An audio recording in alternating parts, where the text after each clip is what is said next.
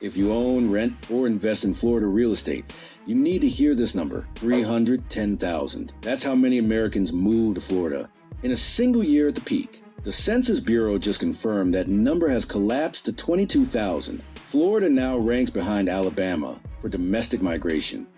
Meanwhile, homeowners in places like Cape Coral and Punta Gorda have lost over $100,000 in equity since the peak. Foreclosure rates just hit the highest in the nation.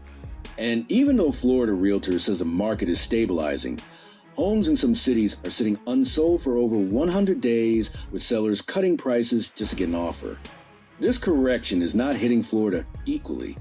Some cities are quietly recovering. Others are still bleeding value. The data from Redfin, Zillow, the Census Bureau, and Florida Realtors points to 10 specific markets where every major indicator, prices, inventory, and foreclosures, is moving in the wrong direction at once. The city we're saving for last has the worst outlook of any metro in the entire country. Four forces are hitting Florida simultaneously. First, the migration engine that powered the entire boom has stalled, from 310,000 net domestic migrants in 2022 down to 22,000 in 2025. That's not a slowdown, that's a shutdown. Second, insurance. Florida homeowners still pay 2 to 3 times the national average. Rate hikes have slowed, but the damage is done. Average premiums sit between $4,000 and $6,000 a year, much higher in coastal areas, and 20% of Florida homeowners have simply dropped their coverage because they can't afford it. Third, inventory. Florida holds over 15% of all active listings in the country, with 8 metros hitting record high inventory in 2025. Fourth, foreclosures. Florida leads the nation, and Tampa has the worst foreclosure rate of any major metro in America. Orlando's correction has been quieter than most of the state, but the warning signs are there. The median home price is around $380,000, roughly flat year over year, but Zillow's home value index shows a decline of about 4% from a mid-2025 peak. Homes are sitting an average of 78 days, up from 58 a year ago, and at one point in 2025, the metro had nearly 8 months of housing supply, well into buyer's market territory.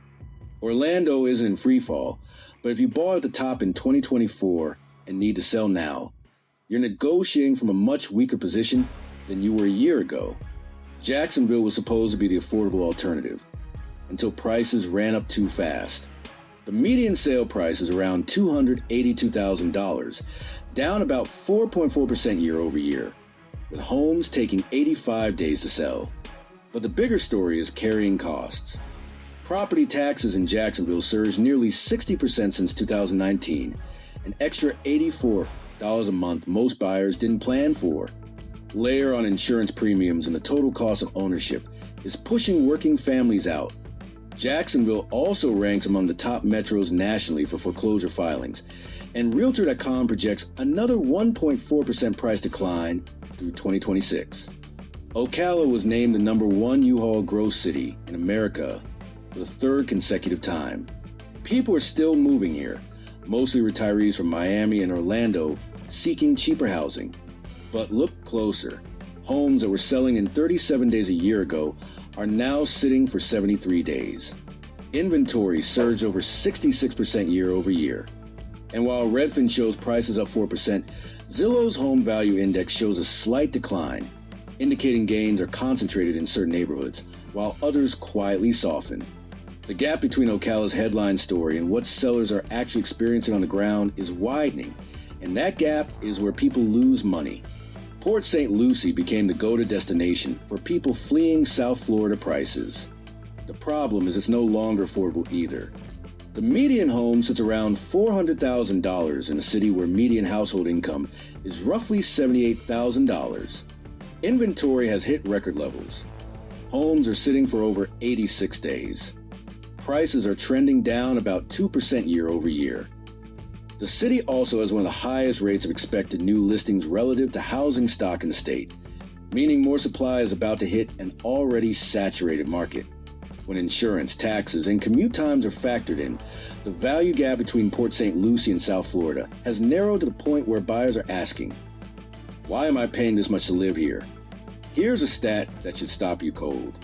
Lakeland had the highest foreclosure rate among mid-sized metros in the entire country in 2024, not just Florida, nationally.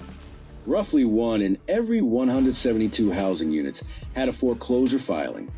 Lakeland got popular as a cheap option between Tampa and Orlando, but that attracted speculators. Investors piled in during the boom to flip or rent, and now many of those bets aren't paying off. Rental demand has softened. Flipping margins have compressed. Homeowners who bought at the peak are discovering that a long daily commute to Tampa doesn't feel like such a bargain anymore. Prices are hovering around $308,000 to $320,000, roughly flat. But the foreclosure pressure combined with rising inventory points toward downward movement. In Lakeland, the crisis isn't showing up in prices yet. It's showing up in distress. Fort Myers was ground zero for Hurricane Ian in 2022, and the market still hasn't recovered. The median home price is around $385,000, but that masks enormous variation. Downtown Fort Myers has seen prices drop nearly 14% from peak. The insurance situation here is among the worst in the state, with average premiums in the Cape Coral, Fort Myers Metro estimated at over $8,600 per year, with FEMA's risk rating 2.0 pushing flood insurance higher every year. The total cost of owning a home in Fort Myers keeps climbing even as values drop. Builders are still delivering new supply into this market, putting even more pressure on resale prices. Some smaller builders have resorted to short sales, selling homes below their own loan balances just to exit.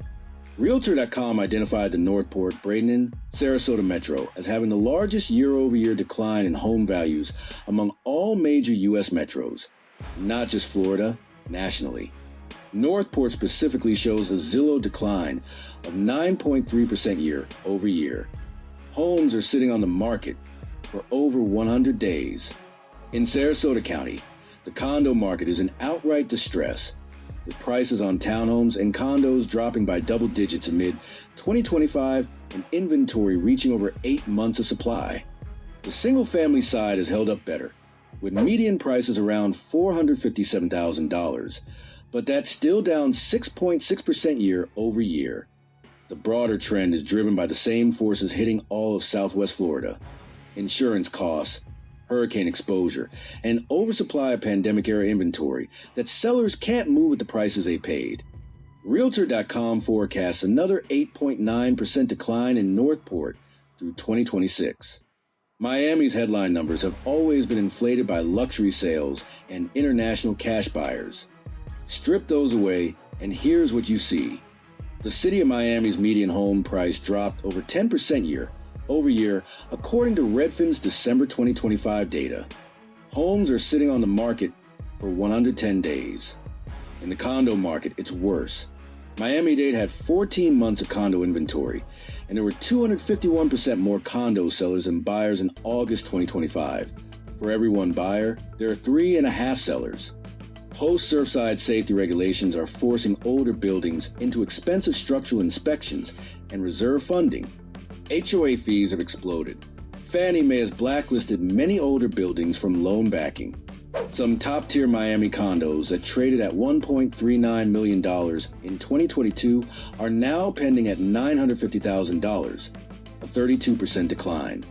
Only 14% of renter households in Miami can actually afford to buy. The income needed to afford a single-family home is $168,000. The average dual-earner household makes $115,000. The math is broken. Tampa has the worst foreclosure rate of any major metro in America, with more than 1 million residents. 1 in every 1,373 housing units had a foreclosure filing in October 2025. Property taxes surged 57% since 2019, an extra $90 per month that catches new homeowners completely off guard. The Zillow Home Value Index for the Metro shows a decline of about 6% year-over-year. Tampa also took 2 direct hurricane hits in 2 weeks, during Helene and Milton in 2024, the first major strikes since 1921. Storm damage areas like St. Pete Beach and Treasure Island saw prices drop up to 30%. Short sales and foreclosures have doubled in Tampa Bay since early 2025, and Realtor.com projects another 3.6% decline through 2026. Tampa is still a great city, but it became one of the most overheated markets in the country, and the correction has further to run. And here it is, the city most people have never heard of with the worst housing outlook in the country. Punta Gorda, on Florida's southwest coast, is a small retirement community that became a pandemic gold rush and is now the single biggest correction story in American real estate. Prices have dropped 25.3% from the July 2022 peak. That's Zillow's home value index data, not ours. 1 in every $4 of value, gone. Homes are sitting on the market for 106 days, and the city has one of the highest expected listing rates in the entire country, meaning even more inventory is about to flood in. Hurricane Ian devastated the region in 2022, and insurers haven't forgotten.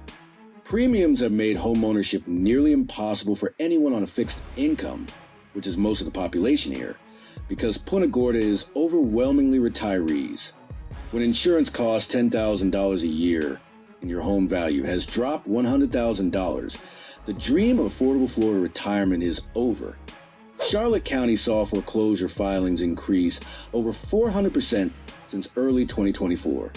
Retirees who bought at the peak are underwater, and the pipeline of people who would normally replace them, that migration wave, has collapsed 93%. Punta Gorda is a warning for anyone buying in Florida right now, because what happened here isn't unique. It's just further along. 10 Florida cities showing serious warning signs: Orlando, Jacksonville, Ocala, Port St. Lucie, Lakeland, Fort Myers, Northport, Sarasota, Miami, Tampa, and Punta Gorda. If you own in any of these markets, run the real numbers, factor in insurance, taxes, and where your equity actually stands today, not where it was 2 years ago. If you're thinking about buying, this is the time to be patient and precise, not emotional. The data is pointing in one direction, and ignoring it is expensive.